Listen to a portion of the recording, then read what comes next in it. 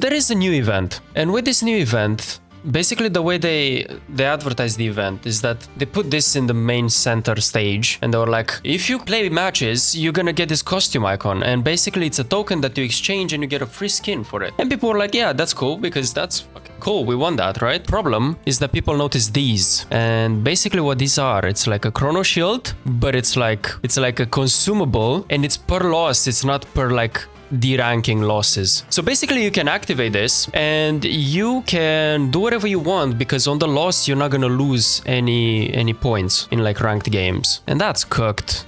That is so cooked. It has a few problems. The main problem is that it creates like a pretty bad ranked environment. Now, it's important to know that these expire like every season, and they're only used until platinum.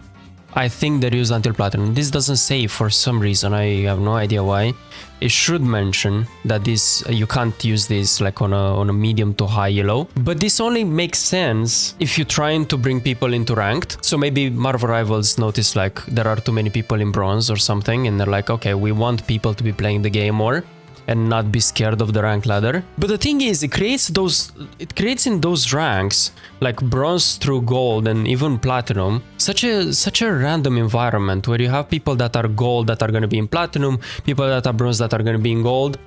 And you get 8 cards like this just from one event with a limit of 20. So you can potentially gain even more, and it's gonna make rank in those low elos miserable. I feel like I wouldn't want to play in those ranks with these cards being active. I think once you have them, they become necessary in order to climb, because you'll just have raid bosses in every game and trollers in every game, and maybe just griefers as well. Like people won't be afraid to just not give a fuck anymore in the low elos, and they'll be like, okay, yeah, I'll lose. I won't lose any points. I might as well just troll this game. Give me my Spider-Man. You don't give me my Spider-Man, okay, we move on. Because honestly, I feel like even 8 is so many. It's like so many. You don't even need this many to climb, truly. So I don't really know. Obviously, this is the first event, so they're like testing out numbers, figuring out if people like them or not. So, you know, let's give them some time, I guess. But it creates such a headache for such little payoff, I feel like. Because if the casual base doesn't want to go into ranked, they're not gonna go into ranked. Give them as many free passes as you will.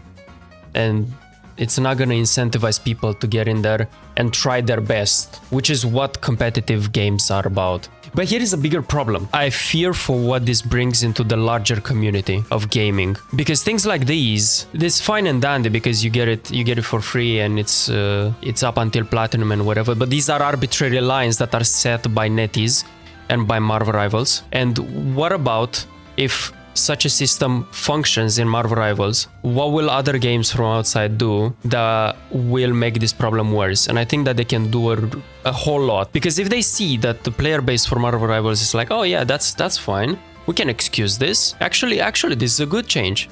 Then they're gonna be like, okay, let's test this out. Let's bring this out in other games, and then you're gonna see it in battle royales, and you're gonna see it in tactical shooters. Fucking maybe Valorant's gonna bring it out. Maybe MOBAs, maybe League of Legends. And because these games are so much different and the player base is so much different, it allows for like a wider scope of how they can modify the rules of such a system and what they can allow with cards like these and like free passes for ranked games. Like someone can this is so easily seen as a company that can just bring a system like this and just make it paid. Like it's so easily seen that it just becomes pay to win.